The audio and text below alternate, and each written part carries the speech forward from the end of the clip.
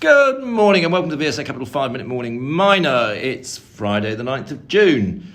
And as you know, my analysts are away this week, and so I'm actually recording this with a very special guest who runs a very special business. And I always say that if Carlsberg did junior mining, this would be what they did. Central Asia Metals, and I'm pleased to say I've got Nigel Robinson, the CEO of Central Asia Metals, with you. Hi Nigel, how are you? Yeah, I'm great, thanks Andrew. Good morning. Very good. Now look, the whole mining sector is under a lot of pressure at the moment, and obviously, you know, unfortunately, the CAML, as you're known, share price is too, hovering around sort of the 200p mark. It's a bit unfair, really, because your business is going really well, isn't it? Absolutely. It's a bit disappointing, you have to say, Andrew. We announced results at the end of March. Very good numbers, very good EBITDA margins, very good cash flow numbers, strong dividend, 20 pence for the year. So our dividend yield at the moment is probably hovering around the 10% mark. Which is absolutely ludicrous, isn't it? Well, it feels that way to us, and I would say that, wouldn't I? But I think the markets are a little bit depressed. We're still performing well as a business. We've got various projects, as you know, at SASA to change the mining method, to improve the mine, and they're going really well. Our performance in terms of production so far this year is on track for our full year guidance. Our cost base is similar to what it has been. Obviously, we're suffering from inflationary effects like everybody else across the world, but the business is very similar to what we announced at the end of March. But obviously, metal prices have come off a little bit. I think zinc is down in particular year on year. There's quite a supply-demand issue, I suppose, on the zinc market, but I can see that turning around.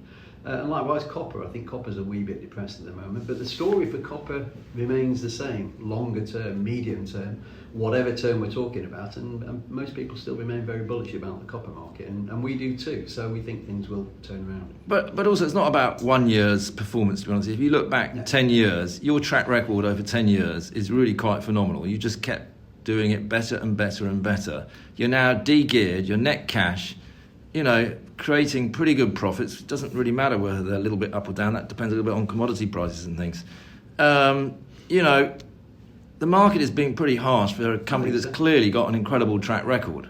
Absolutely. And you look back historically, as you rightly say, Andrew, we've got a very good track record of paying money back to shareholders, of paying off our debt, which we did last year in August for the money that we raised when we acquired SASA over 5 years ago.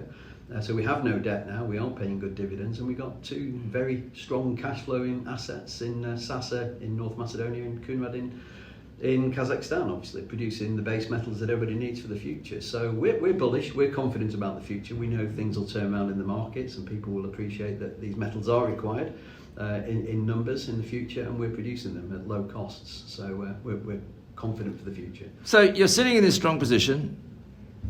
You've actually alluded to the fact that you do look for acquisitions. I think in one of your statements you said you even mentioned how many you'd looked at and sieved through and all that sort of thing. I can't remember the number. So it was a pretty big number probably, and that's the ones that actually get to your table. So, I mean, what do you find is the biggest impairment for making an acquisition? What is it? Is it valuation? Is it they're too big? Is it that the good assets are too expensive, the bad assets are always cheap? I mean, what is preventing it? And, you know, or will we maybe, you know, walk in on Monday morning and find actually just the most amazing acquisition?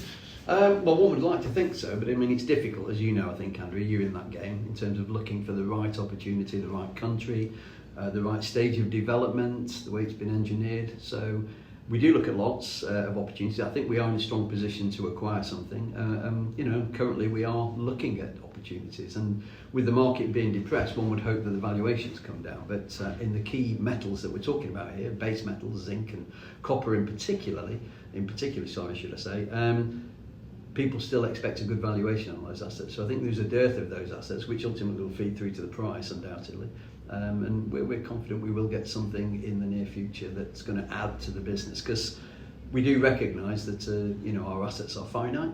We are eating into the lives of those assets, but they've still got relatively long lives. Let's not forget, Kunrad has still got out to 2034, so that's another 11 years, and Sasu's out to 2039, so that's another 16 years. So long life assets, good cash flowing assets, but it is important that we try and find something else to grow the business, and we are looking with quite a bit of diligence to actually get that right asset. But it's not easy, and there's a lot of factors you have to take into consideration, not least of which nowadays with the market requirements is sustainability aspects, ESG aspects of where you're operating and how you're operating, and the implications of that.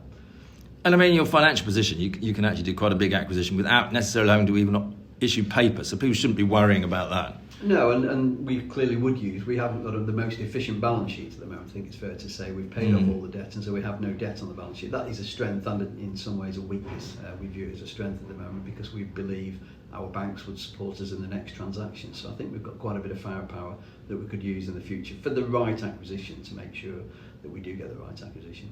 And as you say, you're at the moment you're in copper, lead, zinc. Clearly targets you'd like to continue with. Copper is a classic transitional energy metal. I think we all know that, and it's one of the big ones, obviously. But how about some of the quirky little ones?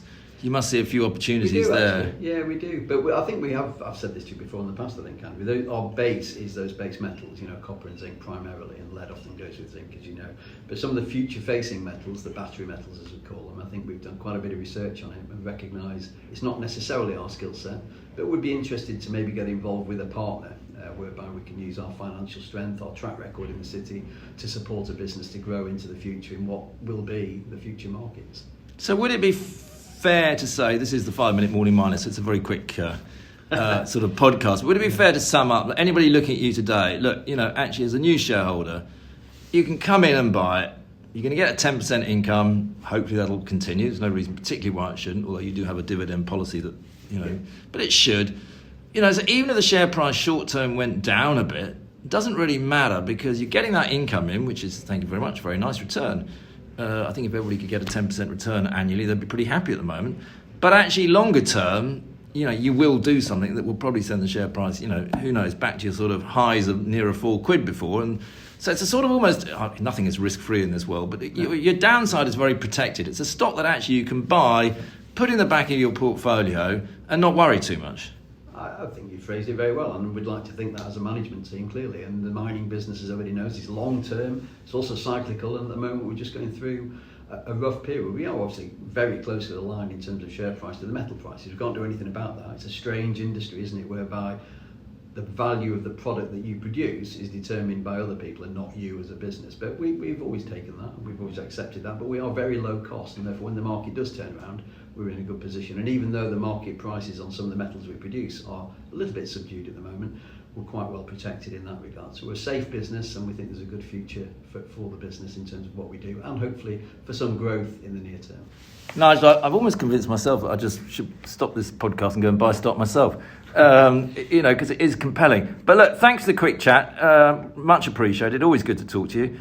And look, if anybody listening to this has got further questions, do just message me, and I'm sure I can help answer them. But thanks, Nigel. Much appreciated. Thanks, Andrew. Appreciate that.